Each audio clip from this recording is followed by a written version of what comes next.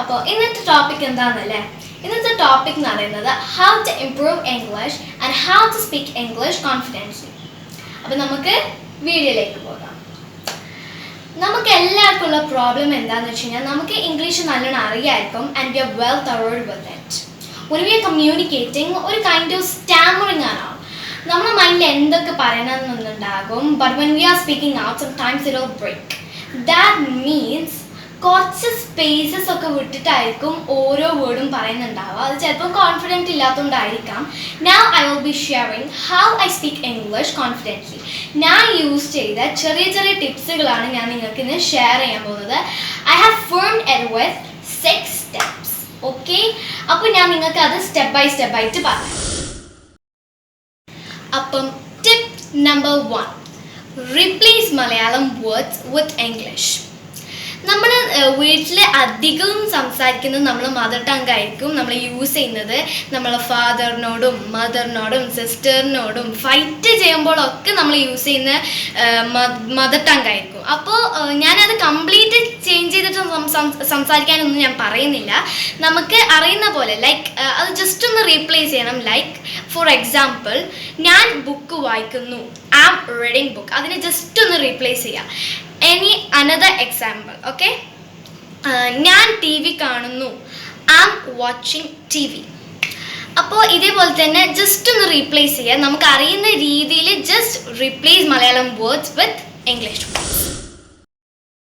Number 2, talking with friends. നമ്മൾ ഫാമിലിക്ക് തന്നെ നമ്മൾ കൂടുതൽ ഇൻട്രാക്ട് ചെയ്യുന്നത് നമ്മുടെ ഫ്രണ്ട്സിനോടായിരിക്കും. നമ്മൾ ക്ലോസ് ഫ്രണ്ട്സൊക്കെ നേറ്റീവ് ലാംഗ്വേജ് ഉള്ളവരായിരിക്കാം. ഓക്കെ, അപ്പം നമ്മൾ ഒബിയസ്ലി അവരോട് സംസാരിക്കുന്നത് നമ്മൾ നേറ്റീവ് ലാംഗ്വേജ് ആയിരിക്കും. ഓക്കെ, അപ്പോൾ ചില ഫ്രണ്ട്സിനൊക്കെ നല്ല കോൺഫിഡൻ്റ്ലി ഇംഗ്ലീഷ് സംസാരിക്കാൻ പറ്റും, പക്ഷെ ചില ഫ്രണ്ട്സിനൊക്കെ അത്ര അറിയില്ല. അപ്പോൾ ഫോർ എക്സാമ്പിൾ, ഇപ്പോൾ ഒരു ഫോൺ കോൾ ചെയ്യുന്നതാണെങ്കിൽ ഒരു 15 മിനിറ്റ്സ് ആ ഒരു ഫോൺ കോൾ കട്ട് ചെയ്യുന്നത് വരെ നമ്മൾ അവരോട് ഇംഗ്ലീഷ് സംസാരിക്കും. ഇതെന്തിനാന്ന് വെച്ച് കഴിഞ്ഞാൽ നമുക്ക് ഇംഗ്ലീഷ് ഇംപ്രൂവ് ചെയ്യാൻ വേണ്ടിയിട്ടാണ്. അപ്പോൾ നമുക്ക് കുറച്ച് മിസ്റ്റേക്സ് ഒക്കെ വരും, എന്നാലും നമുക്ക് അവിടെ ഒരു ചമ്മൽ പാടില്ല. നമ്മുടെ ഫ്രണ്ട് അവിടെ ടീസ് ചെയ്യും, അങ്ങനെയൊന്നും പാടില്ല. അപ്പോൾ ഇത്രയും നമ്മൾ പഠിച്ചതൊക്കെ വേസ്റ്റായി. നമ്പർ 3, ഫിയർ, പേടിയാണ് നമ്മളെ പ്രിവെൻറ്റ് ചെയ്യുന്നത്. Fear is preventing us from speaking English in a very impressive way. ഇപ്പം എന്നോട് ടീച്ചർ ഒരു സ്പീച്ച് പറയാൻ പറഞ്ഞാൽ എനിക്ക് ആ ഒരു സമയത്ത് കുറച്ച് ഫിയറൊക്കെ ഉണ്ടാകും. പക്ഷെ എന്നാലും ആ ഒരു ടൈമിൽ ഞാൻ റിമെമ്പർ ചെയ്യുന്ന ഒരു കോട്ടാണ്, അതെൻ്റെ ഒരു ഫേവറേറ്റ് കോട്ടാണ്. അത് ഞാൻ നിങ്ങൾക്ക് പറഞ്ഞുതരാം. FEAR, fear has 2 meanings. Meaning number 1, forget everything and run, or face everything and rise. I always desire to have a meaning like face everything and rise. If we have fear, there's no use. So you have to remove fear either by talking to your friends or by any conversation. Hey, wait a second. If you're new to my channel, please subscribe and click the all option to get the further notifications. And smash out the like button. Also, share this video to your friends. Number 4, talking to yourself.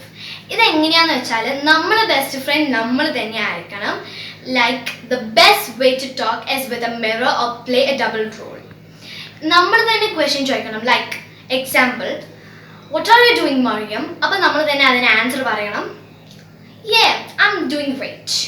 For example, another example, how was your vacation, Mariam? അപ്പോൾ നമ്മൾ തന്നെ വീണ്ടും answer പറയണം. My vacation was very good, but in this current situation, I was not able to go outside. ഇങ്ങനെ ചെറിയ ചെറിയ conversation ഒക്കെ നടത്തണം. This is very much effective and to improve English, okay? It was so helpful to improve my English and it gives me a ton of confidence. Tip number 5ലേക്ക് പോവാം.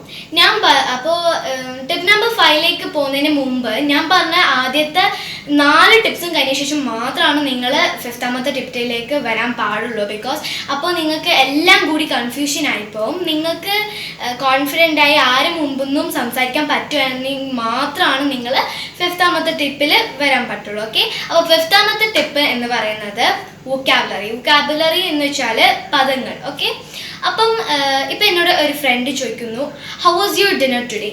അപ്പം കൂടുതലും ആൾക്കാർ യൂസ് ചെയ്യുന്ന ഒരു വേർഡാണ് tasty. It was so tasty, അങ്ങനെയാണ് use ചെയ്യുന്നത്. അതിന് കുറച്ചും കൂടി നമ്മൾ റെയർ ആയിട്ട് യൂസ് ചെയ്യണം, like the next level. Okay, അപ്പം delicious, yummy, it was so yummy and it was so delightful, അങ്ങനെയാണ് നമ്മൾ യൂസ് ചെയ്യേണ്ടത്.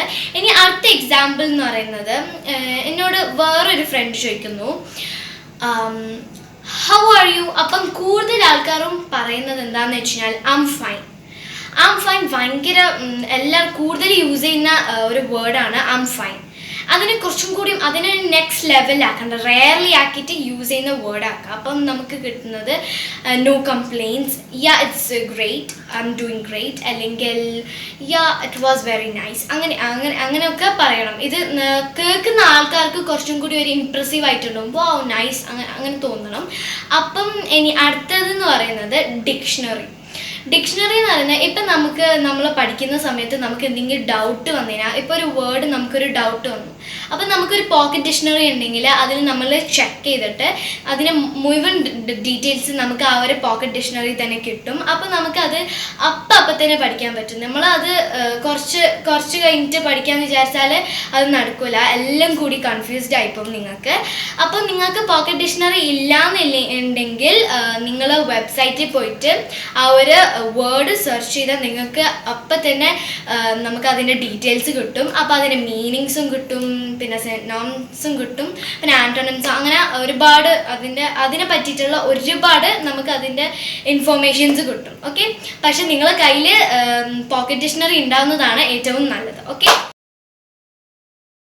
ഇനി അടുത്തതെന്ന് പറയുന്നത് ടിപ്പ് നമ്പർ 6 പ്രൊനൗൺസിയേഷൻ എന്ന് പറയുന്നത് ഉച്ചാരണ രീതി. സെയിം വേർഡ് തന്നെ, പക്ഷെ പല ആൾക്കാരും പല രൂപത്തിലാണ് അതിനെ പ്രൊനൗൺസ് ചെയ്യുന്നത്. Like for example vitamin, vitamin, onion, onion. It's okay, but better നിങ്ങൾ യൂസ് ചെയ്യുന്നത് വൈറ്റമിൻ ആൻഡ് ഓണിയൻ. ഇത് മാറാൻ കാരണം എന്താണെന്ന് വെച്ച് കഴിഞ്ഞാൽ മോസ്റ്റ്ലി ബിക്കോസ് ഓഫ് ആക്സെൻസ് എന്ന് വെച്ചാൽ എന്താണെന്ന് വെച്ചാൽ നമ്മൾ യൂസ് ചെയ്യുന്ന ഒരു സ്ലാങ് ആണ്. നമുക്ക് മലയാളത്തിൽ ഒരുപാട് സ്ലാങ്സ് ഉണ്ട്, ലൈക്ക് തലശ്ശേരി സ്ലാങ്സ് ഉണ്ട്, കോഴിക്കോട് സ്ലാങ്സ് ഉണ്ട്, അതുപോലെ തന്നെ കാസർഗോഡ് സ്ലാങ്സ് ഉണ്ട്, അങ്ങനെ ഒരുപാട് സ്ലാങ്സ് ഉണ്ട്. അതേപോലെ തന്നെയാണ് ഇംഗ്ലീഷിലും. You know that in English there are so many accents, and there are main 3 accents. They are British, American and Australian. അപ്പം you can choose your favorite accents, it's your wish. Okay, അപ്പം ഇത് കേൾക്കുന്ന ആൾക്കാർക്ക് ഒരു impressive ആവണം. Pronunciation is a big role to make your own sentence more impressive. അപ്പോൾ നിങ്ങൾക്ക് ഞാൻ പറഞ്ഞ 6 സ്റ്റെപ്സും വളരെ യൂസ്ഫുൾ ആൻഡ് ഹെൽപ്ഫുൾ ആയി വിചാരിക്കുന്നു. ആൻഡ് അടുത്ത ടിപ്സുകളായി ഞാൻ വരും. അപ്പം നമുക്കിപ്പോൾ വൈൻഡപ്പ് ചെയ്യേണ്ട സമയമായി. അപ്പം stay tune for more videos and subscribe to my channel, like, share and leave a comment.